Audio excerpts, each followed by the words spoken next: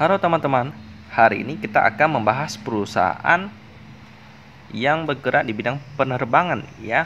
Jarang sekali kita dengar karena orang-orang seperti kita yang mungkin agak biasa ya, nggak ada pekerjaan yang kayak bersifat perminyakan dan lain-lain misalnya, atau di tempat terpencil lainnya, jarang mendengar nama yang satu ini karena penerbangan yang mereka lakukan itu kebanyakan di wilayah-wilayah kayak perminyakan, kilang minyak, dan daerah-daerah yang terpencil lainnya yang mereka tekuni.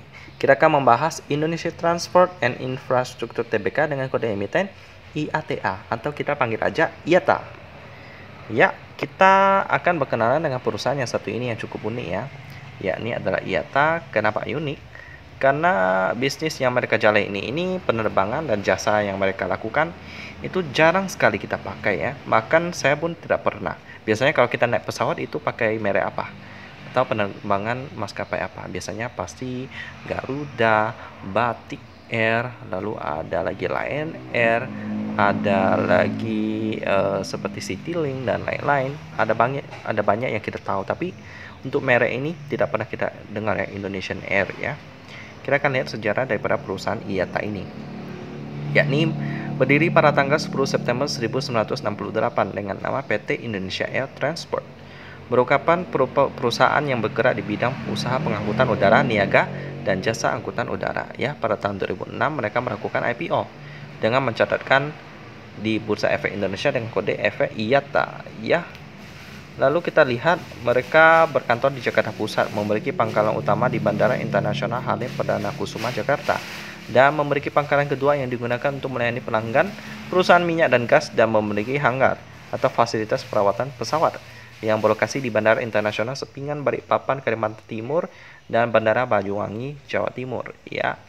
Lalu kita akan melihat beberapa dari pelayanan-pelayanan mereka ya.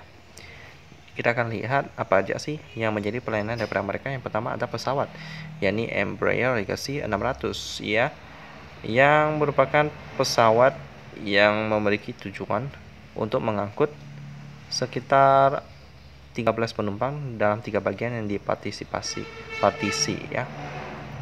Nah, kayak jet pribadi gitu teman-teman. Lalu ada lagi ATR 42500, sama juga pesawat untuk mengangkut penumpang. Lalu ada lagi helikopter, yakni ada Airbus helikopter IC155B1 ya.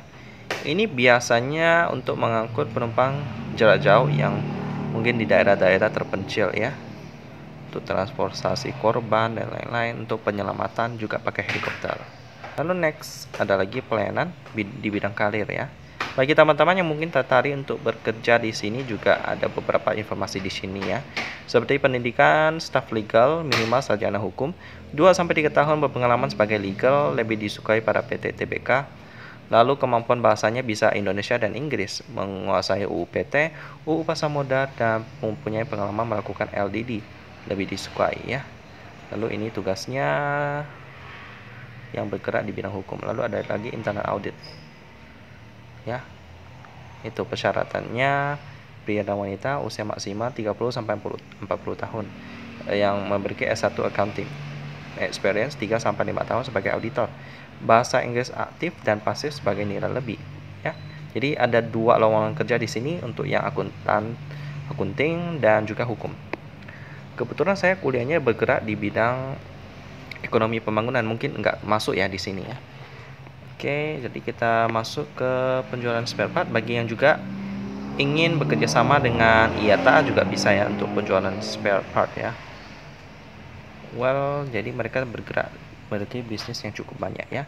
Lalu bagaimana sih fundamental daripada IATA ini yang bergerak di bidang logistik? Bukan logistik sih, lebih ke penumpang ya, yang bergerak di bidang untuk pelayanan minyak dan gas untuk wilayah-wilayah terpencil lainnya yang mungkin perlu penerbangan ya. Jadi nggak terlalu komersial sih. Jadi kita akan lihat fundamentalnya di AT Business dengan pemegang saham sebagai berikut. Wow, pemegang masyarakatnya cukup banyak ya, 75%, sisanya nggak ada yang sampai 10% sih. Jadi ya wow, ini saham luar biasa banget sih ya. banyak sekali merah-merahnya ya. Dengan fundamental pasti rugi, pairnya rugi, PWV-nya 4 kali lipat. Wow, marginnya udah pasti minus, dengan query ratio-nya pun cuma 15%. Parah banget teman-teman. Tapi saya bahas karena naik 15% loh hari ini ya. Turnover-nya pun sebesar 66 miliar, cukup besar. Tapi ini memang perusahaan yang agak berbahaya sih. Jadi untuk perusahaan yang satu ini skip aja teman-teman ya. Nggak ada yang cukup menarik daripada saham yang satu ini. Palingan dari bisnisnya yang cukup menarik ya, karena berbeda dengan perusahaan yang kita bahas pada umumnya. Yang bergerak di bidang kayak apa? Penyelamatan untuk helikopter dan juga untuk daerah-daerah terpencil gitu ya. Sisanya sih fundamentalnya nggak terlalu menarik. Ya, demikian tentang IATA, perusahaan maskapai penerbangan yang jarang sekali kita pakai servisnya ataupun bahkan tidak pernah, yang fundamentalnya juga anjlok banget sih, hancur-hancuran. Jadi untuk sementara skip dulu aja teman-teman, dan kita ketemu lagi di video selanjutnya.